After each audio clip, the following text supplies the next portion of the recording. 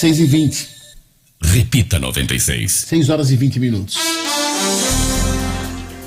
Olha, como foi dito, o jornalista americano Glenn Greenwald participou nessa terça-feira da sessão na Câmara dos Deputados que debateu as falas do bilionário Elon Musk contra o ministro do Supremo Tribunal Federal, Alexandre de Moraes. Em sua fala, o jornalista focou em 2 pontos. O primeiro, no que diz respeito à negação completa do direito do cidadão brasileiro do, abre aspas, devido processo legal, fecha aspas, agindo de forma sigilosa e sem qualquer comunicado prévio sobre a retirada de páginas de redes sociais. Além disso, Glenn Greenwald também destacou que não há qualquer lei ou base legal para a atuação do ministro Alexandre de Moraes, que deveria ter expirado após as eleições de 2022. Mas isso não aconteceu. Vamos assistir a um trecho da fala do jornalista norte-americano. Tem um forte sotaque norte-americano, mas a fala dele dá para compreender. Vamos ouvi-lo.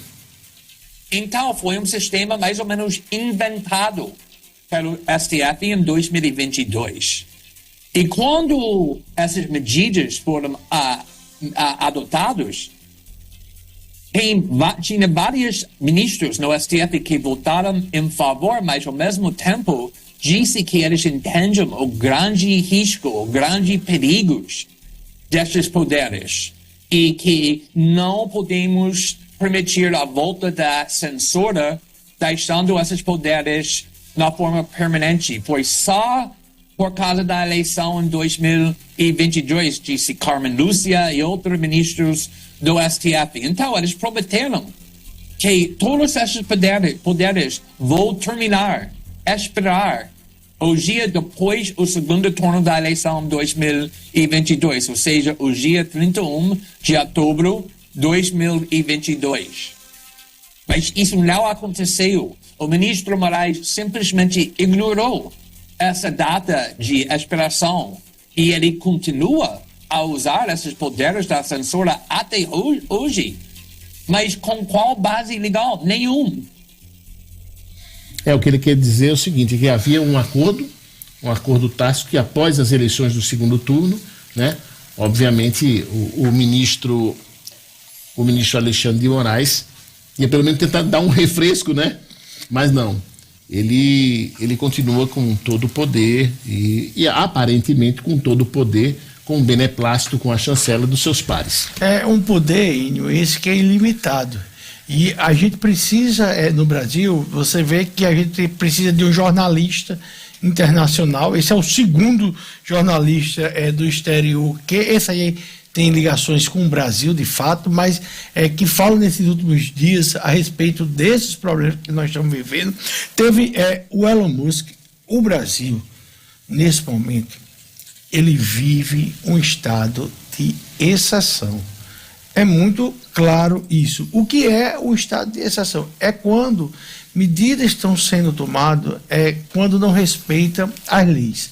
A democracia, o principal pilar da democracia é a confiança no sistema ainda. A gente precisa confiar no nosso sistema.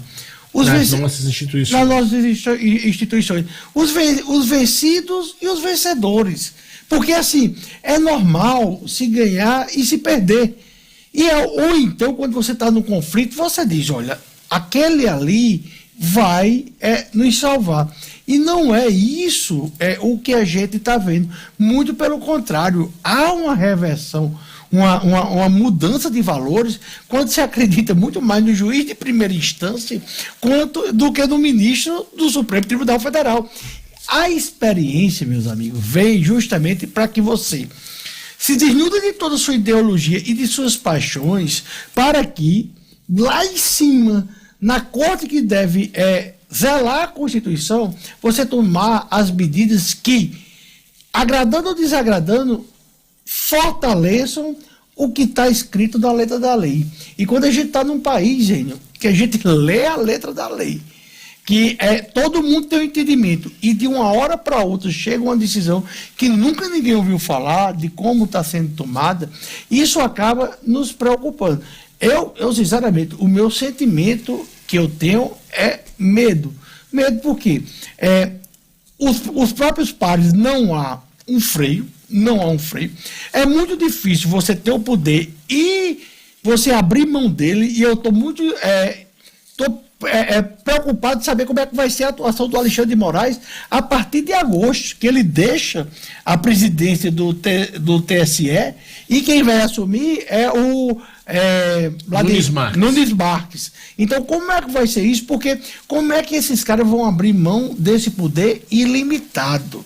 Ilimitado. Então, assim, é muito grave o que a gente está vivendo. São decisões fora de qualquer contexto das leis, do que está escrito.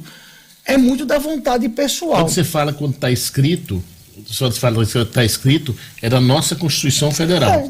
Dos direitos. Então, esses senhores, eles mesmos rasgam a Constituição Federal diariamente. Então, isso cria o quê?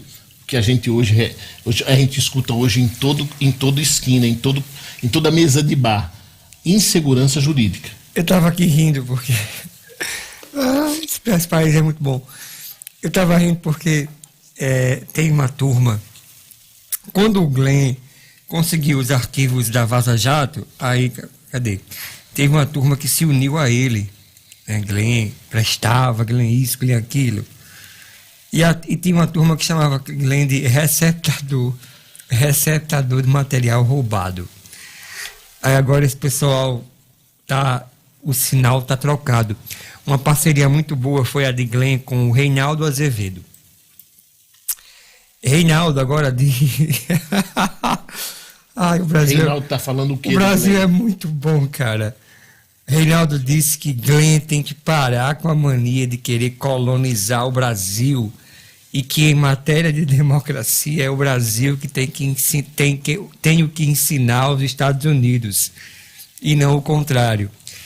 O Chico Pinheiro que foi da Globo, já disse que já saiu também aqui com um bocado de ataque ao Glenn. E agora, claro, a turma que atacava o Glenn tá amando, tá desfilando com ele para cima e para baixo. É sensacional. Eu queria de tudo isso destacar um ponto. Barroso Moraes e Gilmar Mendes estão protagonizando uma briga interna dentro do Supremo Tribunal Federal, o que significa, portanto, e Barroso atualmente é o presidente do Supremo Tribunal Federal, o que significa que podemos estar diante finalmente de algo que demonstre que o Moraes vai começar a perder apoio, porque se ele tem uma disputa aberta com o presidente do Supremo Tribunal Federal em pontos que ainda não tem a ver com essa questão do bolsonarismo, para daqui a pouco chegar lá pode não custar muito.